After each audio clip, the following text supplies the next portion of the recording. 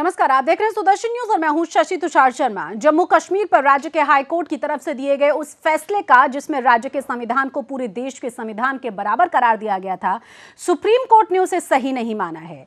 Supreme court के मुताबिक भारत गणराज्य है जिसमें राज्यों का संघ प्रभावी है, क्योंकि जम्मू कश्मीर भी भारत का एक अभिन्न अंग है। इसीलिए वहां के संविधान को दर्जा देते हुए भी देश के संविधान को सर्वोपरि माना गया है। सुप्रीम कोर्ट के मुताबिक राज्य के संविधान को महत्व देना अलग बात है, लेकिन भारत के संविधान पर प्रभावी नहीं हो सकता वो। सुप्रीम कोर्ट की दलील पर हम चर्चा करेंगे। हमारे साथ हमारे खास मेहमान भी जुड़ेंगे, लेकिन सबसे पहले पूरी खबर जानने के लिए इस रिपोर्ट को आप देख लीजिए।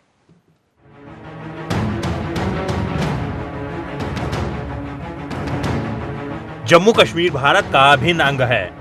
ये लफ्ज देश की सर्वोच्च न्यायालय के हैं। एक देश का एक विधान, एक प्रधान और एक संविधान की मांग लंबे समय से की जा रही है, लेकिन अलगाववादियों की चाल या राज्य की सियासत पर राज करने वाले राजनीतिज्ञों के कारण ये सपना कभी संपूर्ण नहीं हो सका। सुप्रीम कोर्ट ने शुक्रवार को कहा कि जम्मू कश्मीर भारतीय संविधान के दायरे के बाहर नहीं है और उसे भारत के संविधान के बाहर कोई संप्रभुता हासिल नहीं है। कोर्ट ने जम्मू कश्मीर हाई कोर्ट की राय को दरकिनार करते हुए यह टिप्पणी की। जम्मू कश्मीर हाई कोर्ट ने कहा था कि संसद के पास कानून बनाने की पात्रता नहीं है अगर ये राज्य से जुड़े हों।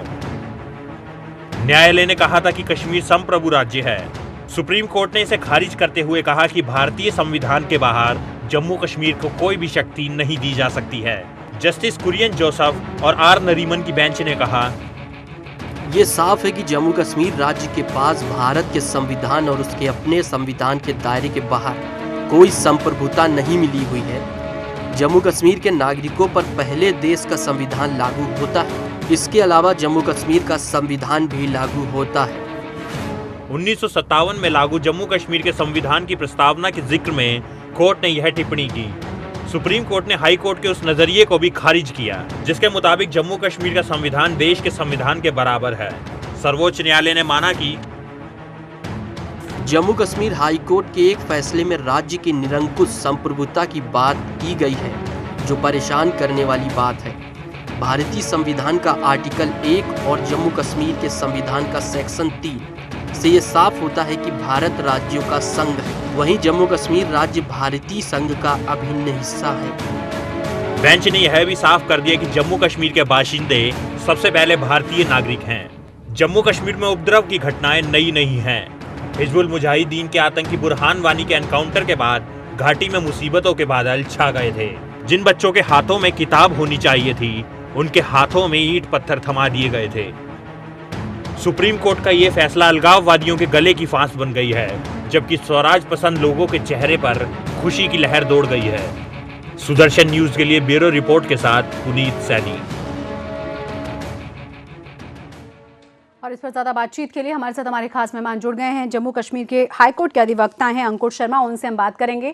अंकुर शर्मा, बहुत स्वागत है हमारी इस खास पेशकश में। शुरुआत में इस बात से करूंगी कि आखिर क्या मामला था और किसने ये पूरा मामला हाई कोर्ट लेकर गया था कि सुप्रीम कोर्ट भारत का संविधान और जम्मू कश्मीर का संविधान बराबर है? जी धन्यवाद। मैं शुरुआत करूंगा श्रद्धांजलि दे के पामपोर में जो आज हमारे 3 जवान शहीद हुए उन्हें। जम्मू कश्मीर को लेके पूरे भारतवर्ष में विभिन्न पार्टियों में अलग अलग मतभेद हैं कि क्या ये जम्मू कश्मीर J&K का इंटीग्रल पार्ट है या नहीं। आज सारफेसी एक्ट की एप्लीकेबिलिटी को लेके सुप्रीम कोर्ट ने जो एक लैंडमार्क जजमेंट दी है, उसमें सारे डाउट्स को इन्होंने क्लियर कर दिया है और सारे डाउट्स को केवल पॉलिटिकल स्टेटमेंट्स तक नहीं बल्कि एक कंप्लीट लॉ ले डाउन करके क्लियर कर दिया है कि जम्मू कश्मीर राज्य का देश का अभिन्न अंग है। सेक्शन 1 और सेक्शन 3 का हवाला, सेक्शन 1 कॉन्स्टिट्यूशन ऑफ इंडिया और सेक्शन 3 कॉन्स्टिट्यूशन ऑफ J&K का हवाला देके सुप्रीम कोर्ट ने कैटेगोरिकली ये मेंशन किया है कि J&K देश का एक अभिन्न अंग है। सेक्शन 3 में आपके दर्शकों के लिए पढ़ दूं J&K कॉन्स्टिट्यूशन की, जो state of Jammu and Kashmir को डिक्लेयर करती है, shall be an integral part of the union of India. तो काफी देर से जो इस चीज पर राजनीति चल रही थी, मुझे लगता है कि इसको विराम लगेगा और जो अलगाववादी या जो वो नेता जो अपनी वोट बैंक की राजनीति के कारण लोगों को बहकाते थे या देश की सोवरेनिटी और सजर्निटी पे सवाल उठाते थे, उनके मुंह पे सुप्रीम कोर्ट का ये बड़ा तमाचा है। और सुप्रीम कोर्ट ने अनइक्विवोकल टर्म्स में ये डिक्लेयर कर दिया है कि J&K के सिटीजन्स पहले भारत के सिटीजन्स हैं, उसके बाद J&K के सिटीजन्स। बिल्कुल। J&K का कॉन्स्टिट्यूशन भारत के संविधान से नीचे है, भारत का संविधान पहले है, उसके बाद J&K का कॉन्स्टिट्यूशन है। स्पेशल प्रोविजन के तहत अगर उसे बनाया भी हो तो वो अपनी जगह पे है, लेकिन भारत के संविधान की जगह नहीं ले सकता। और इसीलिए भारत के संविधान में पार्लियामेंट को जो पावर्स दी गई हैं और क्वाज़ी फेडरल स्ट्रक्चर की बैकग्राउंड में जो यूनियन गवर्नमेंट की पावर्स हैं, उनके ऊपर मुहर लगाते हुए सुप्रीम कोर्ट का एक बहुत ही महत्वपूर्ण फैसला आया है। बिल्कुल अंकुर, हम समझ सकते हैं कि सुप्रीम कोर्ट का बहुत ही महत्वपूर्ण ये फैसला है, लेकिन सवाल ये भी कि जिस तरह की तमाम चीजें अभी तक हम देखते रहे हैं और खास तौर से वहां के लोगों के लिए, और जो वहां के हाई कोर्ट की तरफ से कहा गया, आप अंदाजा लगाइए कि किस तरीके से सेपरेटिस्ट को और खास तौर से जो वहां पर पत्थरबाजी करवाते हैं, अलगाववादी गतिविधियों में जो पूरी तरह से शामिल हैं, तमाम तरहों से परेशान करने के मूड में हैं, उनको कितना बड़ा फायदा इससे हो सकता था? देखिए, इससे काफी बड़ा फायदा हो सकता था कि जो प्रोपेगेंडा मशीनरी J&K में एक्टिव है जी, जो पॉलिटिकल पार्टीज से लेके अलगाववादियों से लेके और एंटी नेशनल एलिमेंट्स तक जी, उनकी प्रोपेगेंडा मशीनरी पे मुहर लगाने वाली बात थी। और मैं एक बार आपके दर्शकों के लिए एक बार I would like to reiterate जो सुप्रीम कोर्ट ने कहा है, और मैं कोट कर रहा हूं जजमेंट से जी। सुप्रीम कोर्ट ने कहा है, snubbing the J&K high court for asserting the states sovereignty and sovereign powers, it has said that J&K has no vestige of sovereignty outside the Constitution of India. Justice Kurian Joseph और रोहिंटन नरीमन ने ये clearly reject कर दिया है कि J&K का constitution of India के बराबर है। और ये जो प्रोपेगेंडा मशीनरी J&K में चलती है अपने निजी फायदों के लिए, टू नेशन थ्योरी को आगे प्रोपेगेट करने के लिए, लोगों को पत्थरबाजी में शामिल करने के लिए, उसके ऊपर काफी बड़ा आघात है। और मुझे उम्मीद है कि J&K की मेन स्ट्रीम पार्टीज भी अब सुप्रीम कोर्ट के द्वारा निर्धारित जो लेट डाउन जो लॉ है उसे फॉलो करेंगी और अपनी स्टेटमेंट्स और अपने स्टैंड जो हैं वो एकदम भारत के संविधान के दायरे में रह के आगे से रखेंगी। अंकुर शर्मा, मेरा सवाल अब अगला ये है कि आखिर ज़रूरत क्या आन पड़ी थी जम्मू कश्मीर हाई कोर्ट को, जो ये उन्हें कहना पड़ा कि भारत का संविधान और जम्मू कश्मीर का संविधान बराबर का है? आखिर किस तरह की कोई याचिका दायर की गई थी, कौन लोग थे जो इस तरह की मांग कर रहे थे और किस वजह से कोर्ट में मामला पहुंचा था?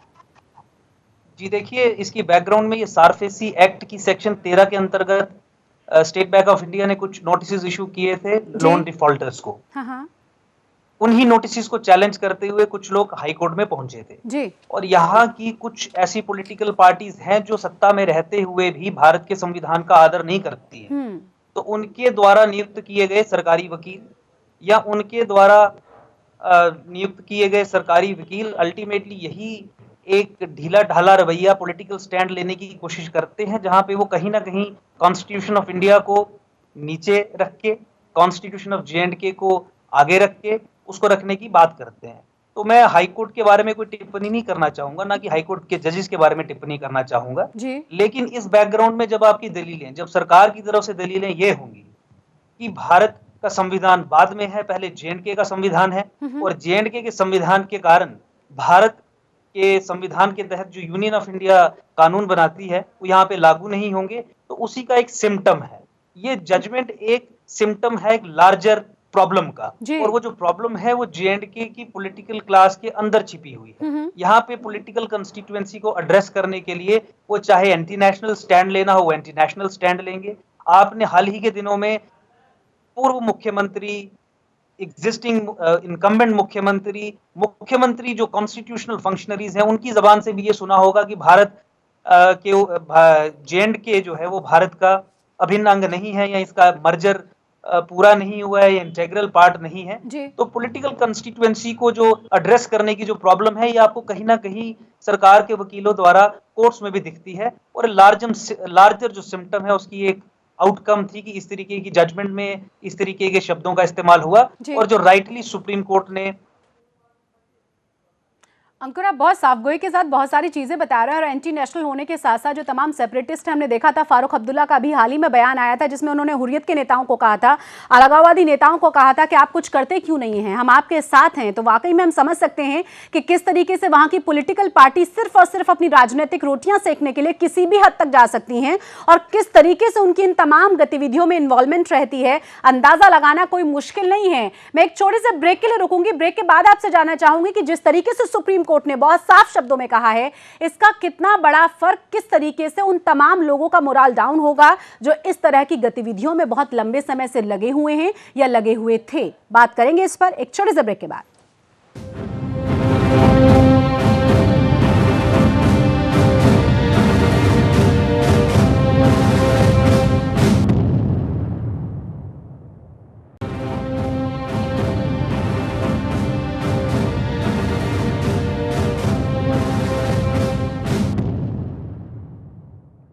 ब्रेक के बाद एक बार फिर से आप सभी का स्वागत है। बहुत ही महत्वपूर्ण विषय पर आज हम बात कर रहे हैं। जिस तरीके से सुप्रीम कोर्ट की तरफ से साफ किया गया है कि भारत का संविधान और जम्मू कश्मीर का संविधान बराबर नहीं है, भारत का संविधान सर्वोपरि है।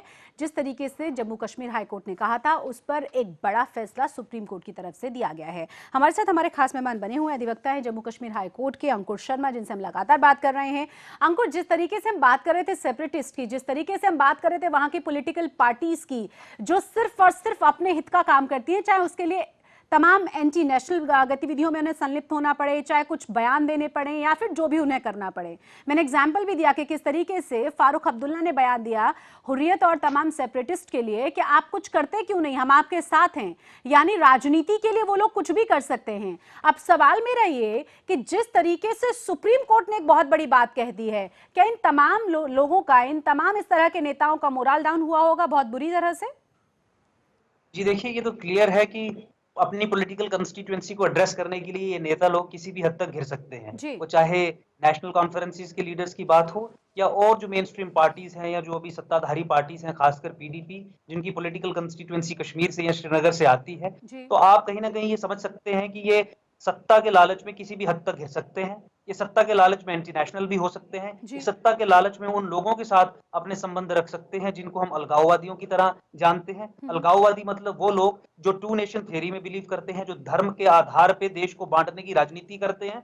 ये लोग सत्ता पाने के लिए उस हद तक भी गिर सकते हैं। लेकिन कहीं ना कहीं चूंकि ये संविधान को भी अपनी मान्यता संविधान में भी दिखाते हैं, तो कहीं ना कहीं मेन स्ट्रीम पॉलिटिकल पार्टीज के चेहरे पे एक बहुत बड़ा तमाचा है और ये अपने आप को रिवील किया है इन्होंने, ये अपने आप को एक्सपोज किया है। जिस तरीके से आपने फारूक अब्दुल्ला की स्टेटमेंट का जिक्र किया, फारूक अब्दुल्ला की स्टेटमेंट और सुप्रीम कोर्ट की इस जजमेंट को कोई भी प्रूडेंट मैन अगर पढ़ेगा, समझेगा, तो उसको क्लियर हो जाएगा कि ये राजनीतिक लोग किस तरीके की राजनीति करते हैं। और आपकी बात सही है, एकदम किसी भी हद तक नीचे गिरने को तैयार है। लेकिन क्या जिस तरीके से सुप्रीम कोर्ट ने कहा है उसके बाद कुछ अलग तरह की राजनीति, कुछ अलग तरह का विरोध जम्मू कश्मीर में देखने को मिलेगा? क्योंकि इन राजनेताओं की राजनीति खत्म हो जाए, ऐसा कभी ये होने नहीं देंगे। जी देखिए, अब जम्मू के लोग और राष्ट्रवादी लोगों के ऊपर भी ये दायित्व आता है, क्योंकि सुप्रीम कोर्ट ने बहुत ही अनइक्विवोकल टर्म्स में और कैटेगोरिकल टर्म्स में ये कह दिया है। और जेएंडके के संविधान में से सेक्शंस उठा के, स्पेशली सेक्शन 3 को उठा के और उसको भारत के संविधान स्पेशली आर्टिकल 1 के साथ रिलेट करके कैटेगोरिकली अब लेट डाउन कर दिया है कि इस तरीके का कंफ्यूजन क्रिएट करने वालों के लिए समाज में कोई जगह नहीं है। तो मुझे लगता है कि राष्ट्रवादी ताकतों को इकट्ठे होकर इस प्रोपेगेंडा मशीनरी को खत्म करना चाहिए। केंद्र की सरकार के ऊपर भी एक दायित्व है कि जितना भी प्रोपेगेंडा भारत के विरुद्ध कश्मीर में या जेएंडके में ओवरऑल चलता है, उसे खत्म किया जाए।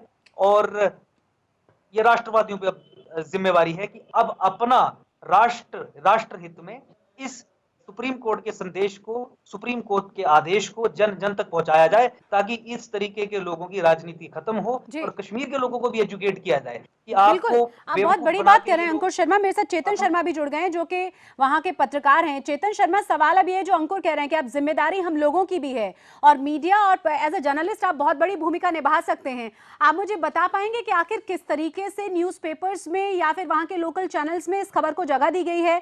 क्योंकि लोगों को जब पता चलेगा कि किस तरीके से हमारी पॉलिटिकल पार्टी, हमारे राजनेता सिर्फ और सिर्फ अपनी राजनीतिक रोटियां सेकते हैं, अपनी राजनीति को चलाने के लिए, देश को बंटवाने के लिए तैयार हैं, जम्मू कश्मीर के लोगों को किसी भी हद तक परेशान करने के लिए तैयार हैं, तो बहुत ज्यादा मुश्किलें राजनेताओं के लिए हो जाएगी उसके बाद। देखिए, जहां तक सुप्रीम कोर्ट के जो करंट रूलिंग आई है उसका सवाल है, उसमें मैं एक बहुत बड़ा संशोधन, क्योंकि सुप्रीम कोर्ट तो एक हाईएस्ट बेंच है, उस पर टिप्पणी नहीं की जा सकती जी। लेकिन फिर भी मेरा ये कहना है कि जब संसद में, जैसे कि अंकुश जी ने अभी कहा कि राष्ट्रवादी जो ताकतें हैं उन पे एक दायित्व बनता है, तो राष्ट्रवादी ताकतों में आज सबसे बड़ा चेहरा जो है हिंदुस्तान में नहीं, बल्कि पूरे दुनिया में एक चेहरा है मोदी जी का। 280 एमपीज लेके आप बैठे हैं पार्लियामेंट के अंदर जी। और देखें यहाँ जम्मू कश्मीर की एक बहुत बड़ी विडंबना रही है शुरू से ही, जब से पार्लियामेंट का गठन हुआ है जी। कि सुप्रीम कोर्ट चाहे कोई भी अपना निर्णय देती है, हमारा जो मेंबर पार्लियामेंट यहाँ से चुन के जाता है जम्मू कश्मीर से, देखिए हमारे पास 6 एमपीज हैं जी। लेकिन none of our MP has a right to make any law in the parliament, जबकि पार्लियामेंट के पास भी ये जो पावर्स हैं वो नहीं है कि वो जम्मू कश्मीर पे कोई भी लॉ नहीं बना सकते हैं, किसी भी कानून को जम्मू कश्मीर पे थोपा नहीं जा सकता। यही एक बहुत बड़ा कारण है कि जम्मू कश्मीर जो है ये जो राष्ट्र विरोधी ताकतें हैं वो बार बार इन्हीं चीजों का सहारा लेकर लोगों को एक्सप्लॉइट करती हैं। जी। मेरा व्यक्तिगत तौर पे ये मानना है कि सबसे पहले राष्ट्रवादी ताकतें जो आज हिंदुस्तान को चला रही हैं उनका सबसे बड़ा दायित्व ये बनता है कि ये जो धारा 370 का एक टैग लग चुका है जम्मू कश्मीर पे, या तो इसे पूरे तरीके से हटाया जाए, अगर नहीं हटाया जा सकता तो कम से कम इसमें ऐसे संशोधन लाए जाए जिससे कि जम्मू कश्मीर की जो राष्ट्र विरोधी ताकतें जो यहाँ काम कर रही हैं उनको ये बोलने का मौका ना लगे कि जम्मू कश्मीर जो है वो हिंदुस्तान का अंग नहीं है। बिल्कुल, इस बात से मैं सहमत हूँ अंकुर शर्मा, ये बिल्कुल सही बात है। धारा 370 की अगर हम बात करें, और हालांकि जिस तरीके से मैनिफेस्टो में कहा भी गया था इस सरकार से आने से पहले, सवाल अब ये है कि सुप्रीम कोर्ट ने बहुत बड़ी बात कह दी है, माना कि इस बात को भी लोगों तक पहुंचाने की बहुत जरूरत है, लेकिन उसके अलावा भी कई और बड़े उपाय होने चाहिए जिससे कि तमाम ये सेपरेटिस्ट इस देश के ही टैक्स पेयर के पैसे से इतने बड़े बड़े खर्चे करते हैं और इस देश को ही टुकड़ों में बांटने की साजिश रचते हैं, वो कम से कम ना हो पाए। जी बिल्कुल, एकदम सही बात है, एकदम सर्जरी की जरूरत है। जहां तक state of Jammu and Kashmir की बात है, यहाँ पे यूनियन गवर्नमेंट के द्वारा एक सर्जरी की जरूरत है, या आजकल जो फैशन में वर्ड चल रहा है सर्जिकल ऑपरेशन की जरूरत है जी।